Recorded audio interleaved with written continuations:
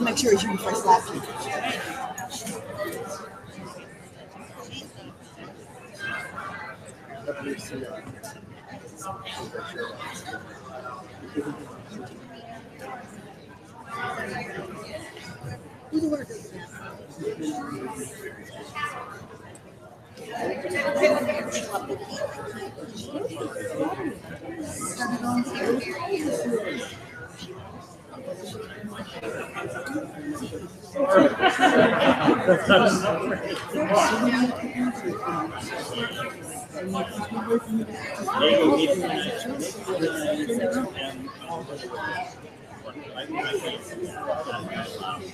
Yes.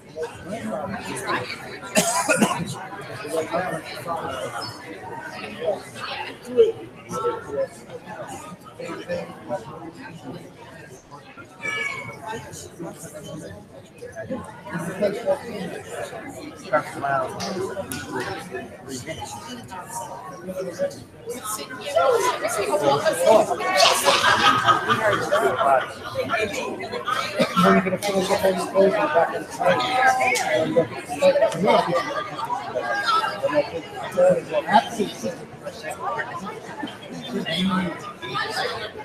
and I think that's right. I am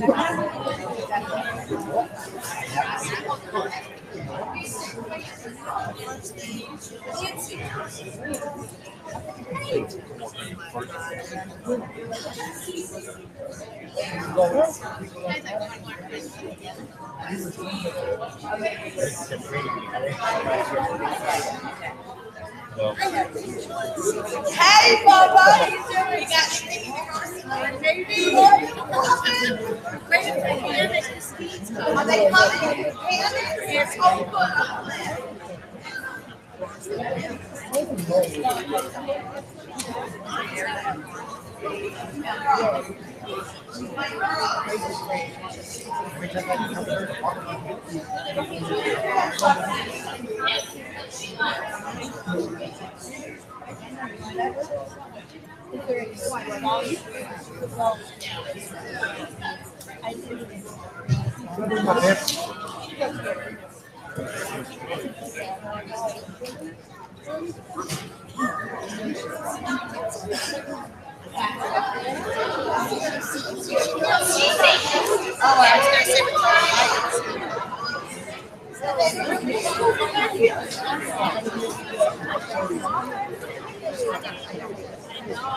what? You know, I got to get Yeah, she just pulled it down. My wife went there. My wife went there. Okay, you do. Is there other three? Okay, thank you. Won't you bring your kitchen hut?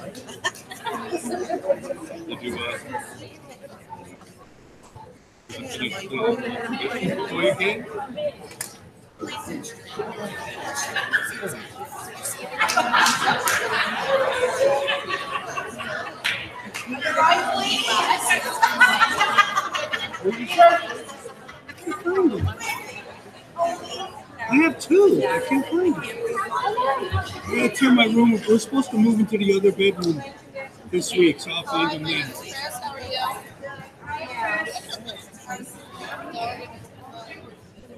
Good to see you. What are you worried about? You want to next week? Is that too much teriyaki vegetables? I gotta be able to get out to help Joe. Really? They all went home. Huh? They all went home for dinner. This way, they're not sitting here. Yep. You know what? That's wrong, but,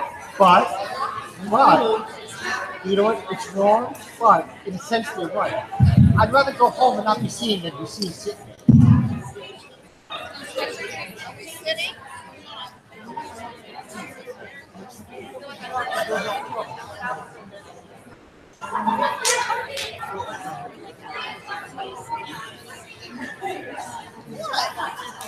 I put it at that.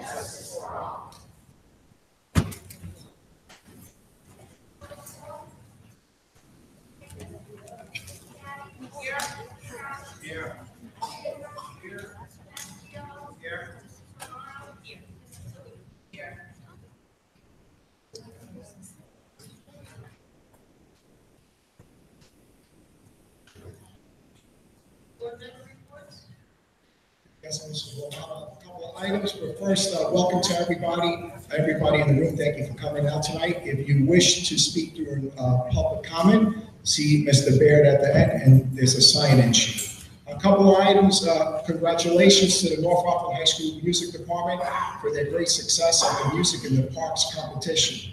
Mixed choir came in first place with superior ranking. Concert band came in first place with superior ranking. Symphony orchestra came in first place with good ranking. 10-minute orchestra came in second place with an excellent ranking. Congratulations to all our students.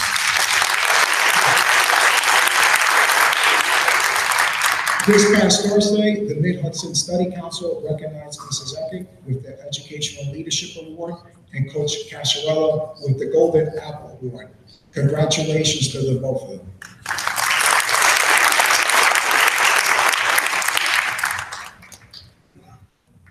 Tomorrow, May 2nd, at the high school, 5:30 to 7 p.m., the North Rockland Central School District is hosting the second annual Family STEM Expo. Come see all the great STEM creations we have in the North Rockland Central School District and have a chance to STEM with your child. So that's all open to all North Rockland students. On Sunday, May 6th at 10 a.m., North Rockland High School will host its second annual Family Bud Run. This event is geared towards families and first-time Bud Run participants. Visit the North Rockland High School website for complete details. I know Mr. Mazziello, you said you did it last year and you survived, right? So you're here to tell us about it. Yeah. On Friday, May 11th at 8:15 a.m., right here at Fieldstone, we'll host a public ceremony celebrating its schools to watch designation. Fieldstone Middle School now joins only 30 other middle schools in New York State. Be reminded of 700 school districts in New York State.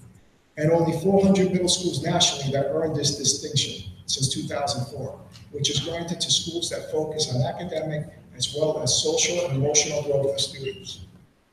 So that's here on the 11th at 8:15 a.m. and it's open to the public. A local event on Sunday, June 3rd at 9 a.m. at Bowline Park. The 15th annual North Rockland Community 5K Run Walk will be held to benefit Isabella Munoz, a North Rockland student, Brian Dolan, and Peter Sasso. All three beneficiaries are facing serious medical challenges and expenses.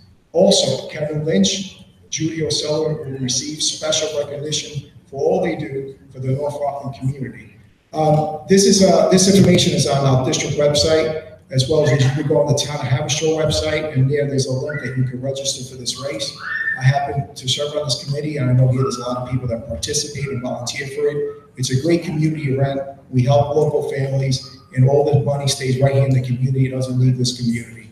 And don't forget, we have our website, the school district, we're on Facebook, Twitter. And this meeting, if you go onto the North Rockland Central School District website, you go to Board of Education. There on the board docs, there's all the agenda for the meeting and minutes from past meetings and all the budget presentations that we do every month. You can find on there. So all that information is up on there. And that's all I have, Mr. Duran.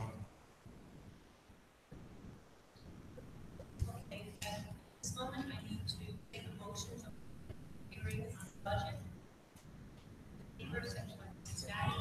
All in favor? Aye. Opposed? Carries 7-0.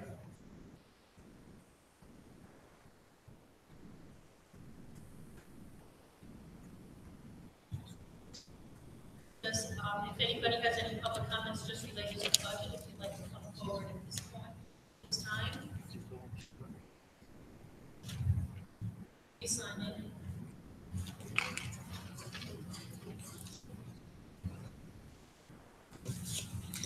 These comments are specifically related to the budget.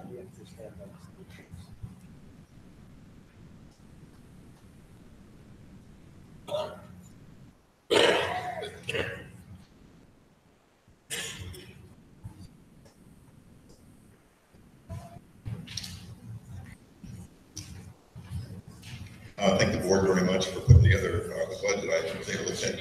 Well, sure. My name is George Vitonovic. I live at 597 Old Road in Stony Point. I've been to a couple of meetings to reviews when we've done the reviews of the budget, and I know that we're adding a full-day kindergarten, which is, I think, a great thing for the kids. It's only a one-year grant, though, from what I understand, right, that we're getting.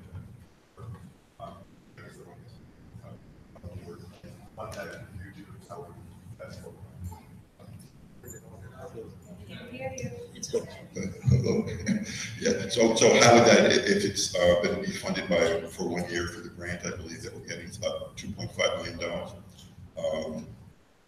How does the board plan to fund that in the future? Do we have a plan in place for continuing that funding for the full-day kindergarten for the kids? Thank you. As many of you know, the governor has approved in the legislature additional funding, but you must convert either this year or next year to qualify for that additional funding. The traditional funding to convert from half-day kindergarten to full-day kindergarten, it's a 1-year funding. It pretty much covers the cost of conversion year one. That's what's always existed, and that's why we have never really been able to convert. This year, open only with a window of this September and next September. If you convert these 2 years, you not only get the 1 year 100% funding, but you also get 65% of the cost of converting funded the second year and 35% funded the third year. That will go away after those 2 years, and they will revert back to 1 year. So it is a window to get some additional resources to fund full-day kindergarten. We have also been promised some possible funding from the TDI line that's coming in. They've made some grants available in the community to the municipalities, and there's negotiations in place to hopefully get some of those additional resources for the district to continue to support the funding of the full-day kindergarten. And as we know, we have a cliff in our budget coming in a few years, and at that point, we have to reevaluate everything that we offer. And hopefully it won't get to that. We'll get some of the other funding mechanism in place to help us with the Myron debt, but if not, more than just kindergarten will have to be looked at that point.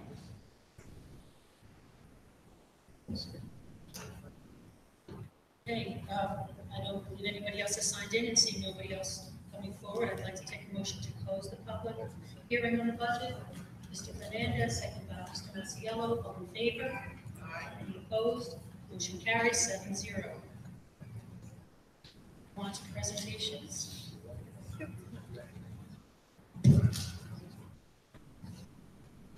We have Melody Glauser, the choral teacher at Fieldstone, with about a quarter of the seventh grade chorus. I was able to come out tonight, so I'm very thankful. It's a beautiful, beautiful spring day. And we're going to sing a song from the Disney movie of Rapunzel, I See the Light, with Beach of Soul. Let's enjoy our presentation.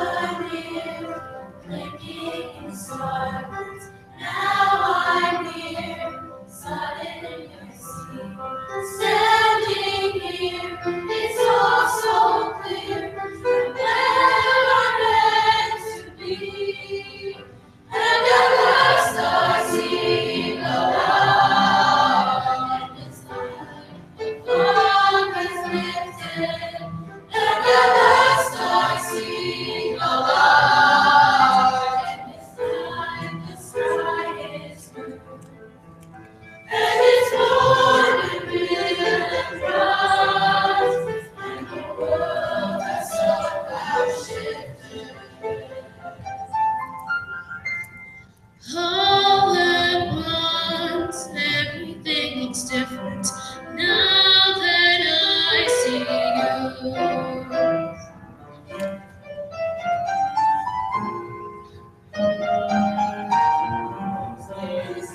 Chasing down the day, all those years living in all that time, never truly see things the way they were. Now she's here, shining in the starlight. Now she's here, suddenly I know. If she's here, it's crystal clear where I meant to go. And at last I see the light in the sky. All that's lifted. And at last I see the light. And inside the sky is blue. And it's warm and real and bright. And the world has somehow shifted. All at once, everything is different. Now that I see you.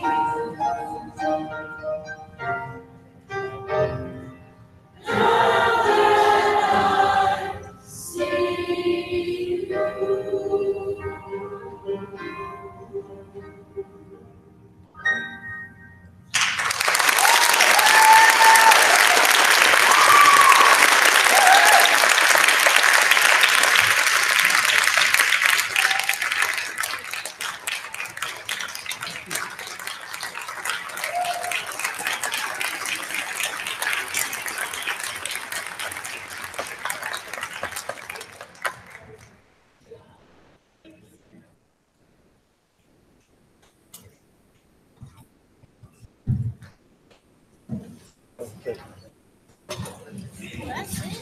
Thank you to Mr. Latimer also for accompanying us on the piano.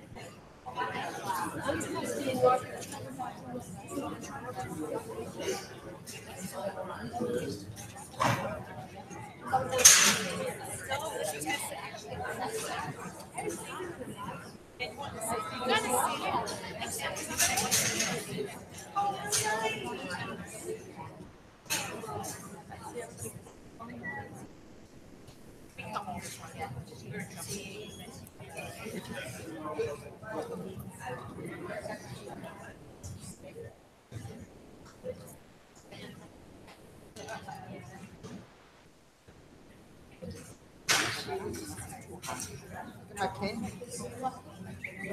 You're right. You're right.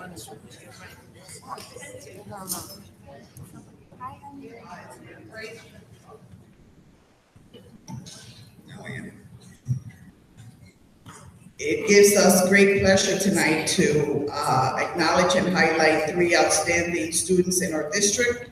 And as you can see, we're very proud of many students in our district. And last meeting, we had a whole bunch of acknowledgements. And tonight, we have 3 outstanding students. And we always acknowledge students at the board level that go above and beyond, we say, the walls of North Rockland and distinguish themselves outside of our immediate community.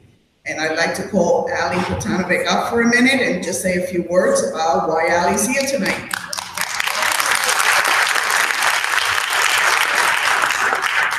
So Allison is one of those outstanding musicians that we often talk about.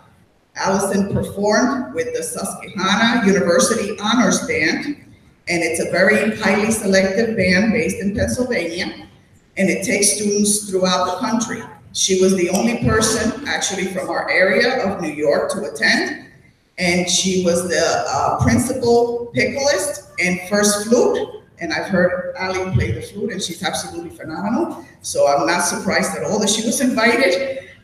She received a medal for her achievement in band also, and she was very proud, she tells me, to wear her North Rockland Marching Band to represent our colors at the event. But Ali, we couldn't be more proud. You're an outstanding musician, and I know that you will bring continued honors to North Rockland as you move forward as a senior this year. Congratulations.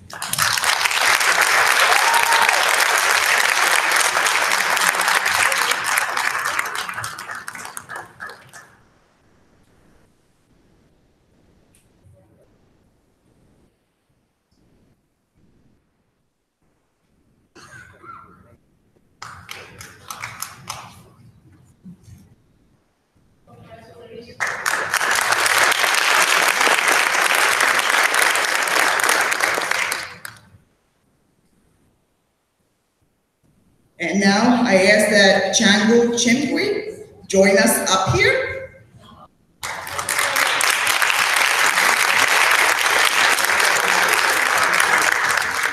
This was an outstanding honor. We're so proud of you for this. Changu is a junior at North Rockland High School. She's recently been awarded the Best Attorney 2017 Law and Advocacy Mock Trial by the National Student Leadership Conference at Yale University.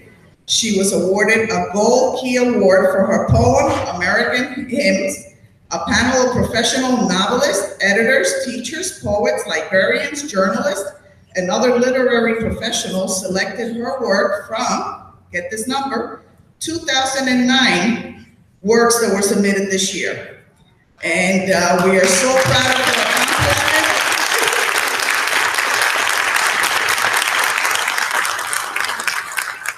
She's truly another representative of just our academic strength and our Raider pride. So congratulations to you and your family that's here tonight on a great accomplishment.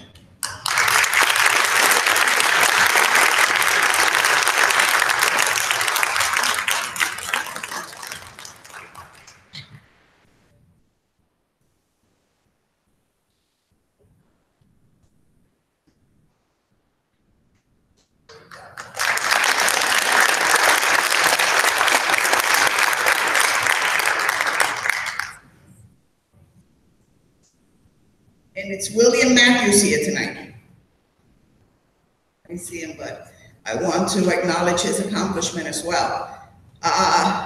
He is one of our BOCES culinary students, and it was an amazing demonstration of skill and strategy as our Rockland BOCES culinary arts team took high honors in the 2018 New York State Restaurant Association's Pro Start Invitational at the Culinary Institute of America in Hyde Park. And William Matthews is one of our North Rockland students that was part of that team. So we're very proud of their accomplishments. And again, the BOCES programs do an amazing job. And like Peggy always says, and Peggy and Debbie serve on the BOCES board, they really graduate students who are ready for the workforce, who really, I think 70 or 80% of them have jobs coming out. And they're the people that build our small businesses in our communities. They open restaurants, they open garages, they open businesses right in our community. So we're very proud of the work that gets done through the BOCES Career and Tech Center also. And this was just one of an example of excellence that and one of ours was involved. So we'll get this to William.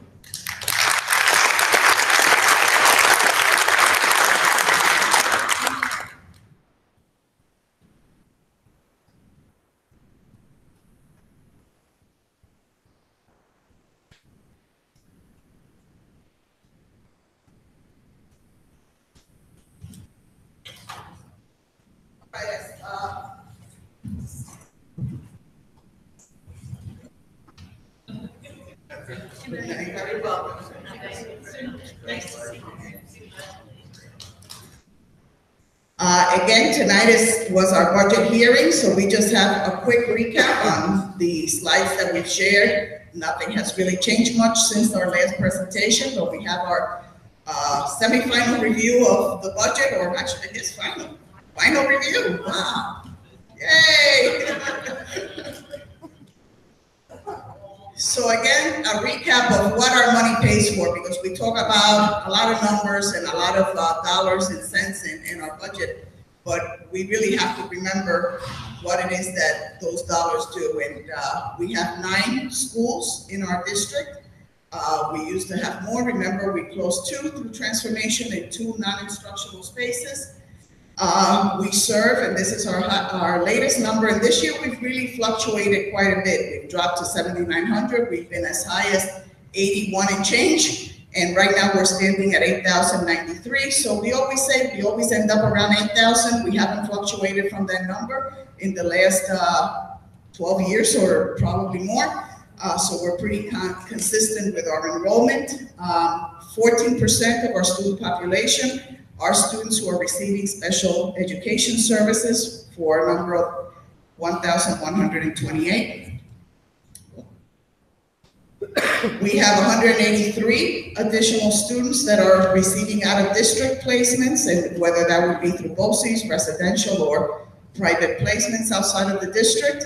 We also have 175 that we service in the preschool special education. Those are 3- and 4-year-olds that are receiving services. And we also have 1,051 students who are English language learners. They're still receiving additional services that are required by the state for English language learners. So that accounts for about 13% of our population. 53% of our student population is receiving free and reduced lunch. And we have roughly 1,563 employees. Changes in our budget from previous years. We see here the last 5 years of our budgets. If we look at the change budget to budget, we see that it's remained consistently on the 2%. This year is the first year that we go over the 3%, and the reason we're over the 3% and we're still staying within the cap is the addition of the monies for full-day kindergarten, and we have to put it in our budget. Without those additional monies for full-day kindergarten, our budget-to-budget increase is really 1.89%. We know that that additional percent has to be shown in the budget, but it does come back as revenue. But that's why that number is higher this year than other years. Tax levy, you'll see our history of tax levy there too, being very moderate. 1 year actually going backwards. This year the levy, and again, we're staying within the formula. That's why when you say it's a 2% tax levy cap, it's really deceiving, because as you can see, it's been 0.25%, 1.3, a negative number, 1.2, and this number, 4.9, still stays within the cap. Now, you'll see underneath that it's important to note that that might not translate to 4.9 increase in your own bill. As we know, and we used last year as an example, last year the levy increase was 1.26%, but actually in Haverstraw, the homestead bills actually had a reduction of 1.85%, and in Stony Point, the homestead bills actually had a reduction of 3.03%. And we know that the equalization rate, when you're working with 2 towns and new assessments that come in or that get taken out, it really wreaks havoc, and it's very hard for us to predict what the percent or the rate increase will be, because the equalization rate doesn't come out until August. So this is just an example to show that not always does a positive increase mean an increase in taxes necessarily.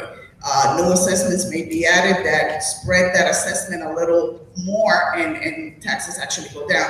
I can't predict what that 4.9 will translate to in Haverstraw and Stony Point this year. The use of our designated fund balance, as you know, that's the one piece that we've been trying very hard to mitigate, because that's the cliff that we're going to have at what point. With our levy increase this year, we will be able to reduce that to 6 million. Remember, we were at 24 million at one point. Those are good projections moving forward in terms of bridging that gap that will exist in our budget. We know that if the budget is not successful in passing, however, we will have to use an additional 6 million out of reserves, which really cuts back what we have to get us through subsequent years. So obviously it's a very important year for our budget. Still, we track from the time we settled the Myron lawsuit, and in the last 12 years, including this year, the average budget to budget increase is still under 2%, it's 1.8, and the tax levy increase is less than 0.5% on a 12-year average. The foundation aid, as we know, this year's shortfall by the state is estimated to be $28 million. Again, we look at the number and we say if we were fully funded, that would resolve our problem. Even if they gave us half of our fully funded, that would resolve our problem. But we've lost a total of 172 million, and we're over the 200 million mark now in monies that should have come to the district if the fully funded formula was followed, and if we didn't have the gap elimination that actually took away funds that were already committed prior years to the district. And that was a total of 28 million there. So where does the money come from? State aid accounts for almost 30% of our entire budget. That 65 million accounts also for reimbursable aid. So it's foundation aid plus money that we've spent the year before and gets reimbursed, such as transportation, BOCES costs, and other items that capital aid or construction aid, building aid. So that is the total package. That's not just our foundation aid. You'll see fund balance, we're estimating just over $6 million. The pilot from NRG that comes in as revenue, we still have a few more years on that pilot, and then the levy accounts for 66% of our total budget. Expenditures, if you look, obviously I always say we're a people business, the majority of our funds, and if you look at any district, it's not unusual for the majority of their revenue to be spent on people. We provide direct services to children, so 72% is salary and benefits of our budget. But if you take a look at the next two, the Myron debt, and we always separate that out because that in itself is huge. It's still over 5% of our entire budget. And so the Myron and other debt service, if you couple that together, because the Myron is also debt service, it's really 7.6%. It is the second highest expenditure. Harry? Would you go back one slide, because you're talking about the Myron debt and the NRG debt, but if you go back and you look at the NRG pilot that you mentioned, the $1.8 million, they used to pay $46 million. Yes. So from 46 million to 1.8, you're talking, $44 million difference in income to the district. Yes. I think that needs to be highlighted. When you take a look at that, plus the debt that we had to then pay on top of that, 12.5 million a year, plus you take a look at the gap elimination, another loss of 28 million, it's a lot of revenue that has been lost in this district. I think the community knows because they hear about the $11.5 million.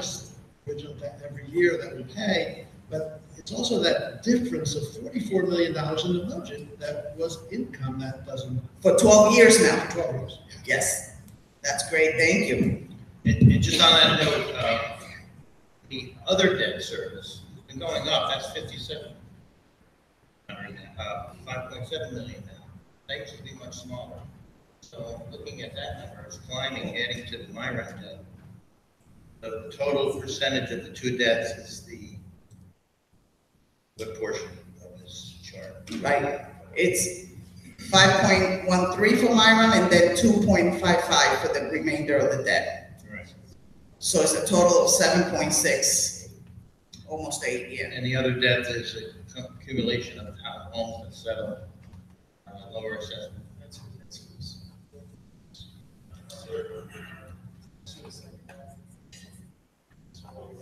Right. Mrs. Eckert, one question I always have, and I think it's important for the public to know, you highlighted how our tax levy really hasn't increased significantly. Some years actually even less, but yet what the taxpayers are paying, both commercial and residential, seems 3 or 4 times full what it was in the past. Can you explain exactly how that? Sure, and I think Harry brought that to life. When we lost that revenue, the plant was devalued when we first settled to less than half, and then has continued to be devalued. So from both plants, the Lovett and the Bowline, paid over $46 million.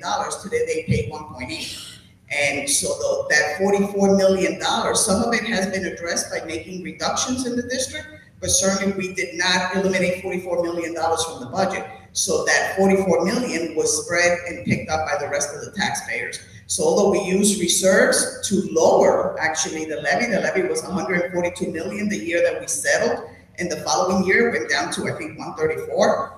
And we used reserves to bridge that, because if not, the astronomical, as much as our taxes doubled, they would have tripled or quadrupled had we not used reserves to mitigate what the levy would be.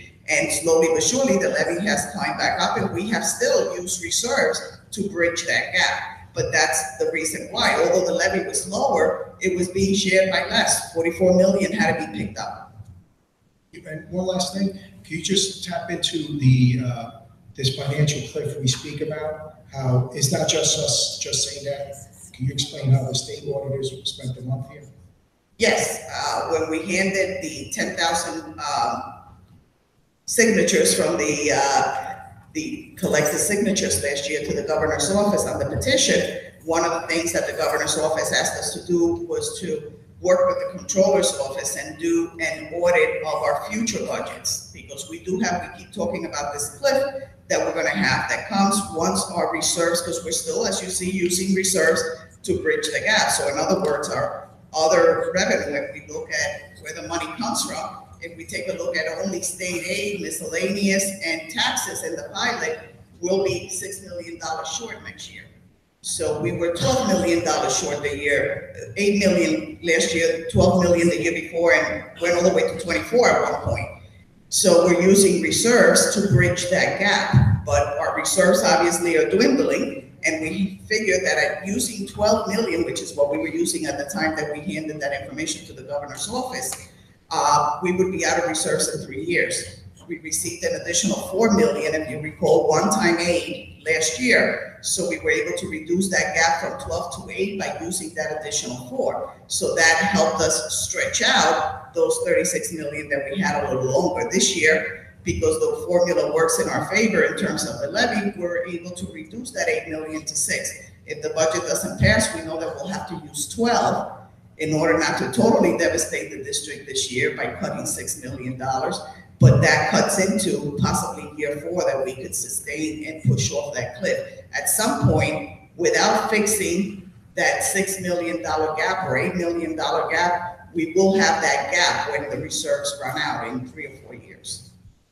The state verified that. And the state verified that, and the auditors saw that and said, yes, what you've been projecting, and you actually have been conservative in your projections, but all expenses staying the way they are, they did confirm that we would hit that cliff. But I just want to highlight that was not a solution what the state gave us, $4 million, because it was a one-shot deal. We needed sustainable revenue, because when that aid now ended last year, we had to make up for that $4 million before we could get to zero. Exactly. So they didn't, they might have made last year a little better, but it needs to be something that occurs every year for the next 18 years until we're out of that situation of that $11.5 million.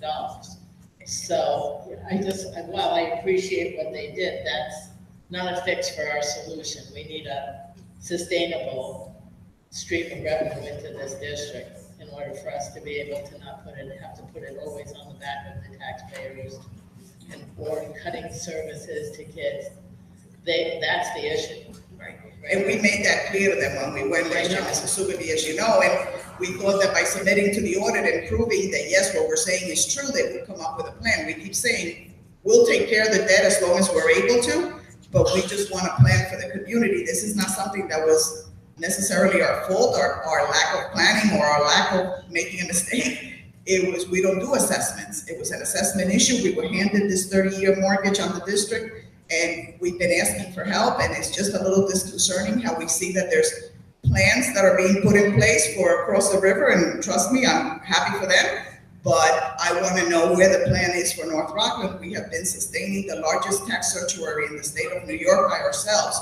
For 12 years now, we've done a great job doing it and budgeting, but all we want is a plan for them, and we've said very clearly to them, we know that there are other districts that are in bigger trouble. We know that Yonkers has another $7.8 million gap in their budget this year. We know that there were others that have had gaps in their budgets already. And all we're saying is we don't want the money now. As long as we can sustain ourselves with the rest of our reserves, we're willing to do that and to stretch as much as we can. But we think that this community that's worked so hard to keep programs in place for kids deserves a plan from Albany for when we do hit that cliff. And we just haven't heard a positive outcome there yet. We did meet with Nita Lowy because we tried to reach to the federal level too. And she was very sympathetic to our issue. She kept saying, this isn't fair, this isn't right, something has to be done. But there weren't a lot of answers there either. Right. So we keep, every year, putting that pressure on, and we need our community to also put that pressure on our elected officials that, you know, this community has not been treated equally to other communities that have had devastating tax sanctuaries with power companies. And all we want is to be treated equally. Absolutely, and I just want to say we're not where they are because of our community and our staff and everybody else. And we have worked together to try not to hurt our kids. But they're not doing their part, and I just want to make sure that that's clear. We've all done our part, every person sitting here, every person that works for us, every person in this community has done their part. Absolutely. They have to start picking up their part. They have for other people. I just want to add that if they would fully fund us, there would be a reduction in taxes brought forward this year, as there would have been last year and the year before that. Because if we were fully funded, which to me seems to be the next hurdle that we have to overcome as a district, they can make exceptions for anything and everything that they choose to do. They need to make an exception for North Rockland and fully fund North Rockland, and then we'll be fine. I don't like that plan. Again, here's all our budget information for this year in terms of staffing and budget reductions that we've had over the years. As you can see, over the years, we've had a reduction of almost 400 staff members for 29% of our entire staff in different units and in different bargaining groups. With a passed budget this year, there will be no need for any reductions. With a failed budget, we said we would use what we were using before in reserves, but not to increase that. We would still have to reduce $390,651. And that would mean one teaching position, one CSEA position, no funding for field trips, some reduction in athletic spending, and some reduction in after-school busing. Yes, but there are other things that come along with a failed budget. Yes, yes, no equipment purchases and no community use of buildings. You have to charge for community use of buildings, and that's not because we want to, but that's because you can't. You have to be at an austerity level, so you can't allow any expenses that aren't necessary by law. And unlike years before the institute of the tax cap levy, we used to be able to go to an austerity budget. There is no such thing as an austerity budget. That's correct. You could put up a budget a second time, make some reductions in it, put it up a second time. If it doesn't pass a second time, then you have to go to a 0 increase in levy budget. For us, that would be a reduction of about $6 million. So even then, reducing the budget by $6 million, we would still need to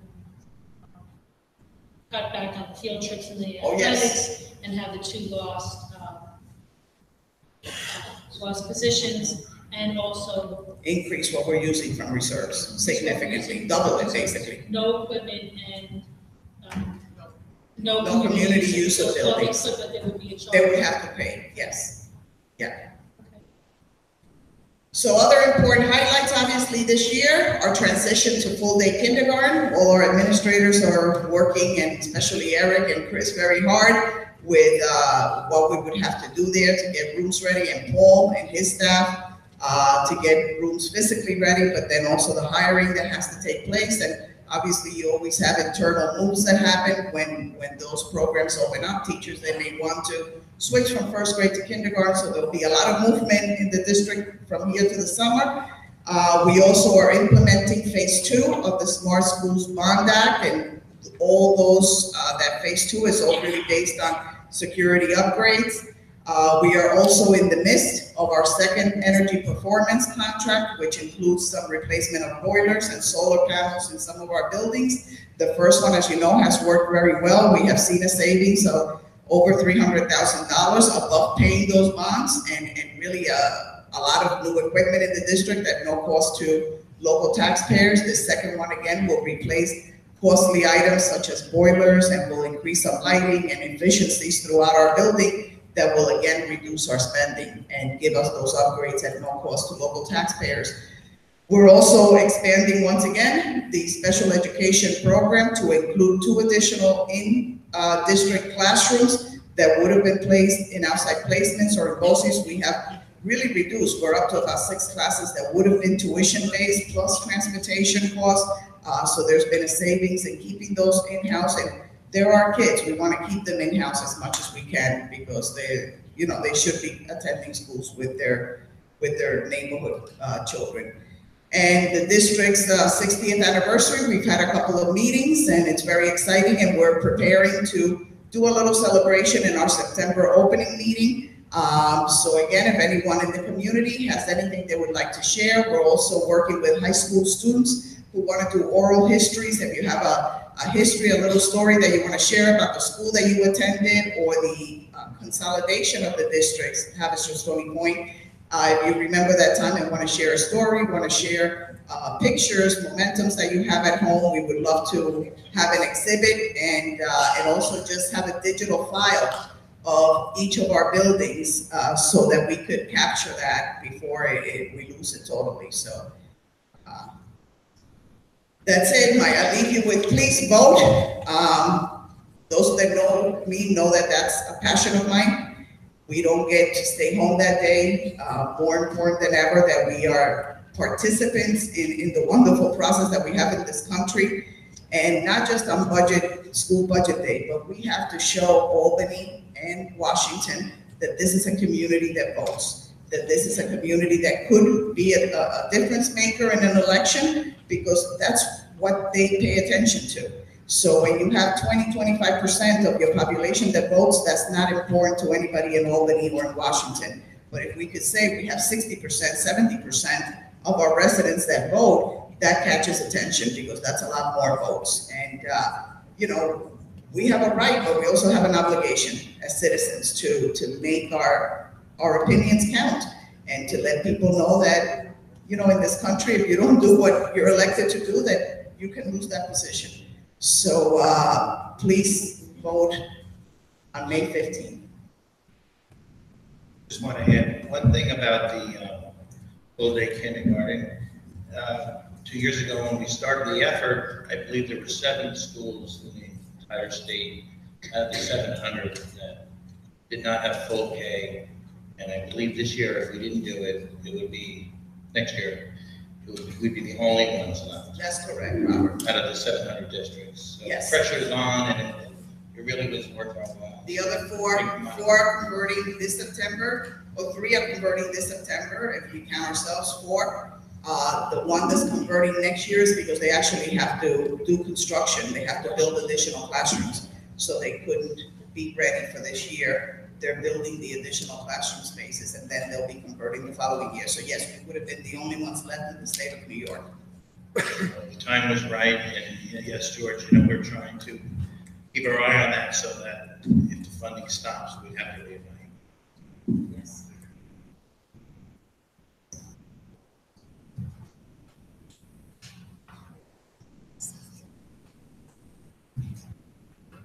Okay, this time we'll move on to old business. Any old business? I do have some old business.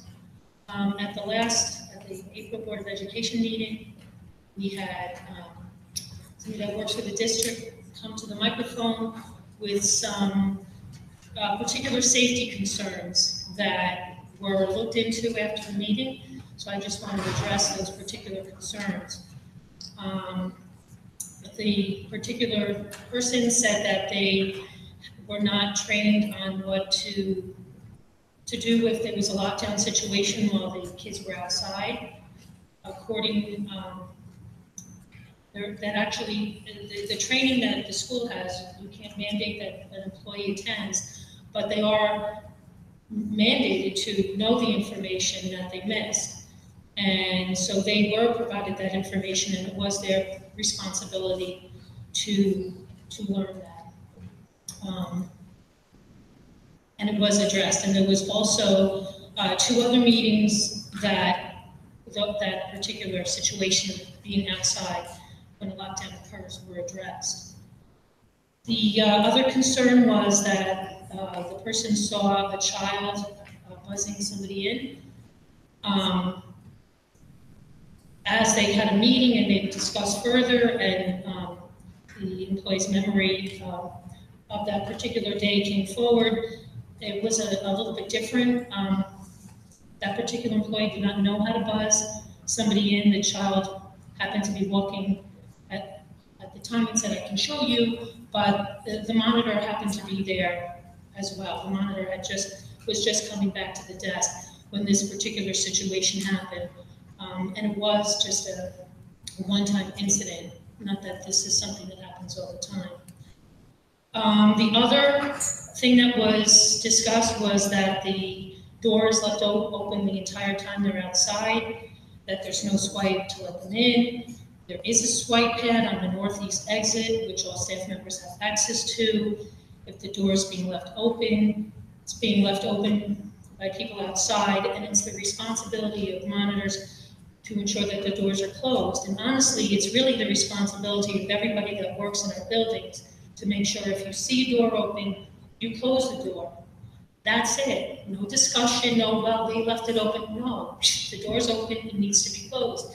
And each and every one of the people that work in our district know how important school security is. And I know that they all take it very, very seriously. And I'm sure that going forward, people know to close the door. It's very important. We can't protect our kids if people have access to various points of our buildings. Anyway, I did want to address those items. I didn't want it to be left out there that we are not doing our very best to protect our children. Okay. Moving on to public comment. The Board of Education welcomes comments from our community. If you wish to address the board, please sign in. When addressing the board, please state your name and address. Remarks should be addressed to the board president. Please keep your comments to 3 minutes. All speakers are to conduct themselves in a civil manner, respecting others' viewpoints.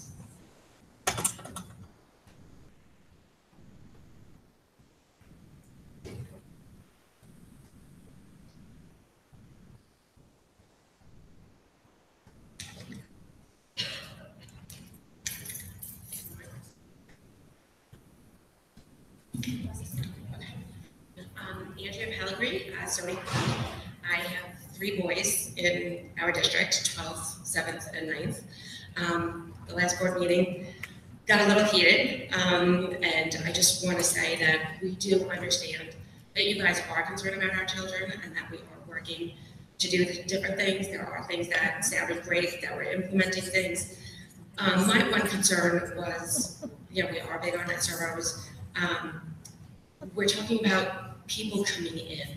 My concern is the child that just snaps, the child that is walking into the school with everybody else in the morning, that child who has been bullied or whatever the issue is, that child who's in the school, walks into the school with all the other children.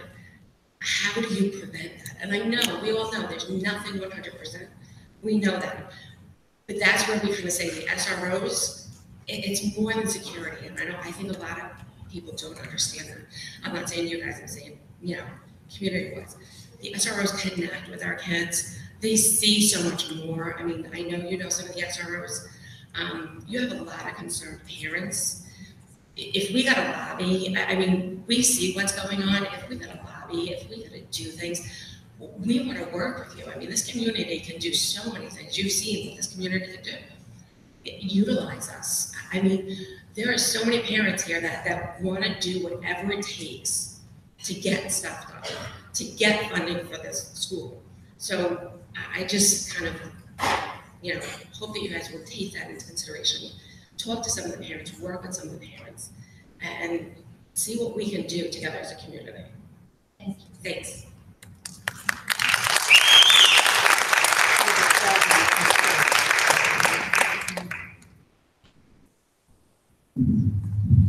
Hi, my name is Brian Gerber. I live in West Haverstraw. I've spoken to you guys many times. With the school safety, I know I came up here 2 weeks ago, I think it was, at our last board meeting, and I said, what about getting parents involved in the safety committee? And I don't remember who it was, but someone said parents aren't allowed. I've done a little research. Yes, parts of the plans we cannot see, and I agree with that, but parents can be on a safety committee for a school district. I've talked to Albany about this. So that aside, I'm just wondering if this is something you will consider to bring parents to the table. I'm not saying to share the plans because the safety of the kids and response plans have to be kept confidential, and I understand that. But there's still other things that parents can get involved in. It's a network of parents in this community, and if we're involved in saying, this is something we see, this is something we hear about safety in the schools, it's another set of eyes and ears from it. And more people at the table is always better. That's number one. Number two, I would like to talk about the state test. I know we're in the second round of the math ones right now.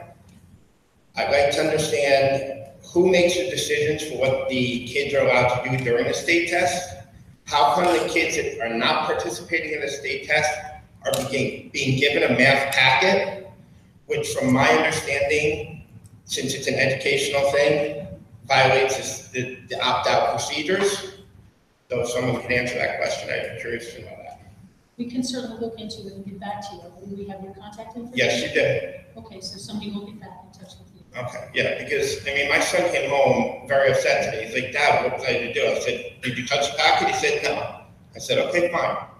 But to limit these kids to just sitting there reading a book, especially a kid that's special needs, has an IEP, has a 504 or 501, I don't remember the number of the band. Those kids, that's sitting there forcing them to just read. Why can't they color? Why can't they draw? It's not going to bother anyone, but it's going to make it easier on them.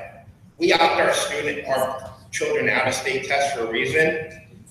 Everyone's different. I'm not going to get into reasons, but people opt out for different reasons. But the kids shouldn't be punished or be felt that it's harder for them. Okay. Thank you. Thank you very much.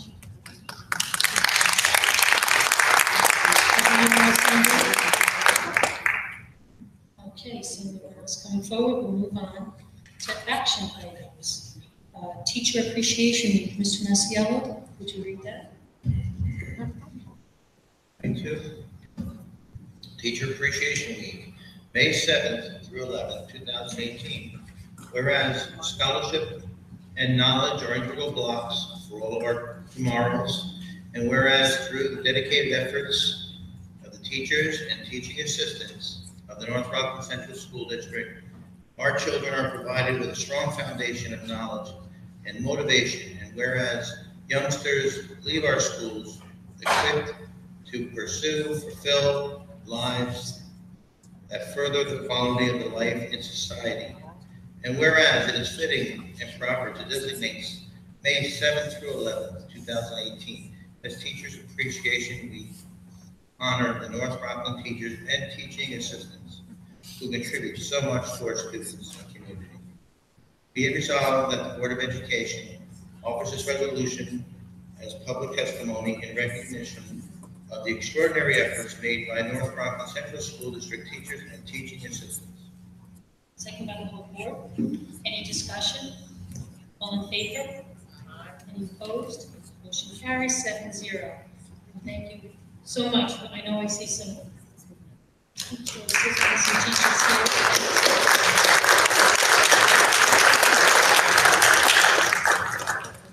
Jim, if you would read National School Nurse Day. National School Nurse Day, May 9th, 2018. Whereas the Haverstraw Stony Point Central School District's school nurses have made valuable contributions to our children, delivered health services which permitted those entrusted to their care to excel physically, emotionally, and academically. Whereas our school nurses are continually working to improve the quality of care given to our students, they maintain, promote, and improve quality school health services and health education to meet the unique needs of all students. And whereas the National Association of School Nurses has declared May 9th, 2018 as National School Nurse Day in recognition of the dedicated nurses who have demonstrated their devotion and leadership in promoting and safeguarding the health of all students and staff in our schools. Now, therefore, be it resolved that the Haverstraw Stony Point Central School District Board of Education hereby proclaims May 9th, 2018 as School Nurse Day in North Rockland. Second by the board. Any discussion? All in favor? Any opposed? Motion carries 7-0. Thank you for all you do.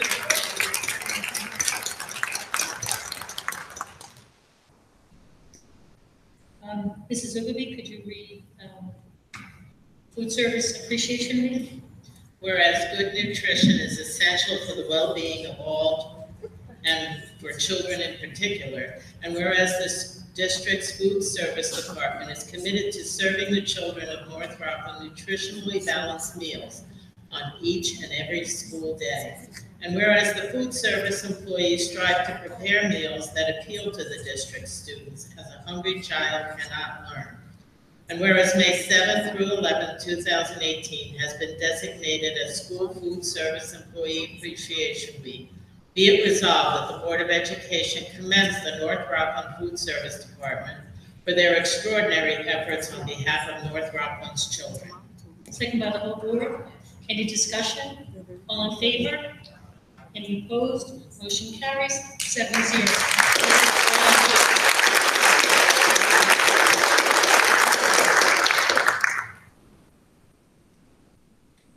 Move on to retirements. Mrs. Gaddy, could you read Michelle Terwilliger? Whereas Ms. Michelle Terwilliger has served the North Rockland Central School District with dedication for a total of 29 years, and whereas she has submitted her resignation for retirement purposes, therefore be it resolved that the Board of Education, upon the recommendation of the Superintendent of Schools, hereby accepts with deep regret the resignation of Michelle Terwilliger, Academic Subject Science Teacher, effective June 30th, 2018, and be it further resolved that the Board of Education wishes Ms. Terwilliger and her family much happiness in the future. Second by the whole board. Any discussion? All in favor? Any opposed? Motion carries 7-0. We would like to wish Mrs. Terwilliger much health and happiness in her retirement.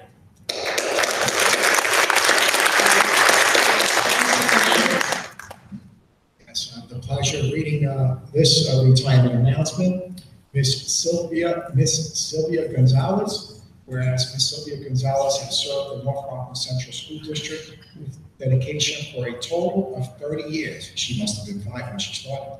And whereas she has submitted her resignation for retirement purposes, therefore be it resolved that the Board of Education, upon the recommendation of the Superintendent of Schools, hereby accepts with deep regret the resignation of Sylvia C. Gonzalez, school psychologist, effective July 1st, 2018, and be it further resolved that the Board of Education wishes Ms. Gonzalez and her family much happiness in the future.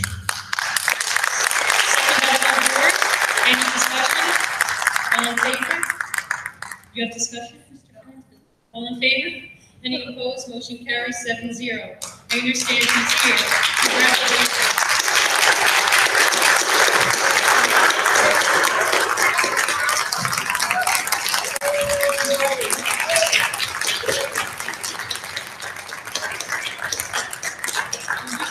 Much health and happiness in your retirement. Mr. Lefevre, would you please read Janice Gray? Janice Gray. Whereas Ms. Janice Gray has served the North Rockland Central School District with dedication for a total of 29 years and 5 months. And whereas she has submitted her resignation for retirement purposes, therefore be it resolved that the Board of Education, upon the recommendation of the Superintendent of Schools, hereby accepts with deep regret the resignation of Janice Gray, academic subject mathematics teacher, effective July 1, 2018, and be it further resolved that the Board of Education wishes Ms. Gray and her family much happiness in the future. Second by the whole board. Any discussion? All in favor? Any opposed? Motion carries 7-0. And we wish Ms. Gray much health and happiness in her retirement.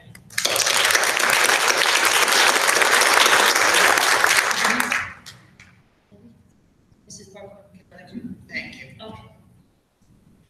Whereas Ms. Barbara M. Connors has served the North Rockland Central School District with dedication for a total of 31 years. And whereas she submitted her resignation for retirement purposes, therefore be it resolved that the Board of Education, upon the recommendation of the Superintendent of Schools, hereby accepts with deep regret the resignation of Barbara M. Connors, special education teacher, effective June 30th, 2018. And be it further resolved that the Board of Education wishes Ms. Connors and her family much happiness in the future. Second by the whole board. Any discussion? All in favor? Any opposed? Motion carries 7-0, and we wish Ms. Connors much health and happiness in her retirement.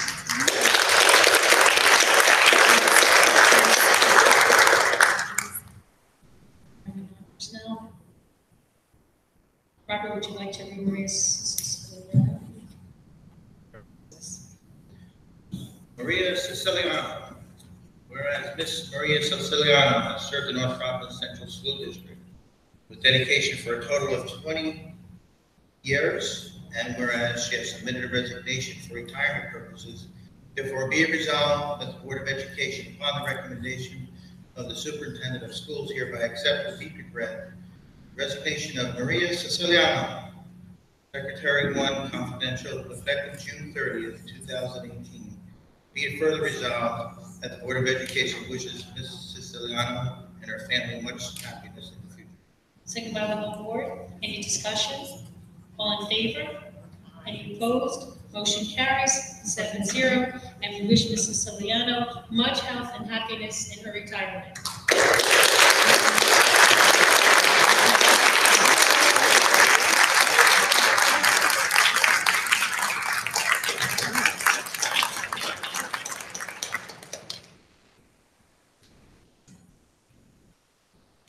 Move on to the consent agenda. Use of a consent agenda permits the Board of Education to make more effective use of time by adopting a single motion to cover those relatively routine matters which are included.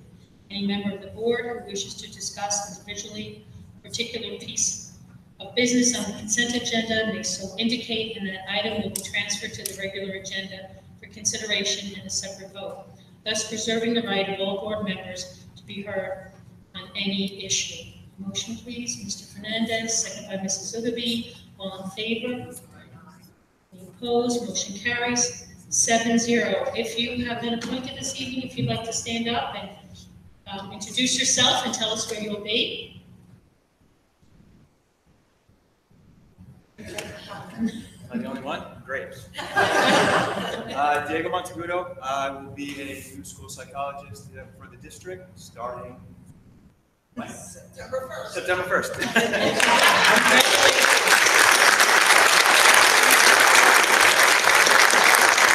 Questions, please have the board.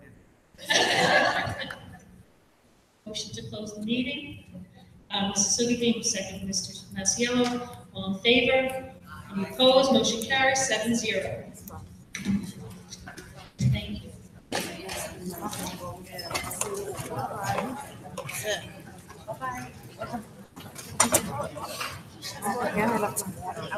Bye-bye.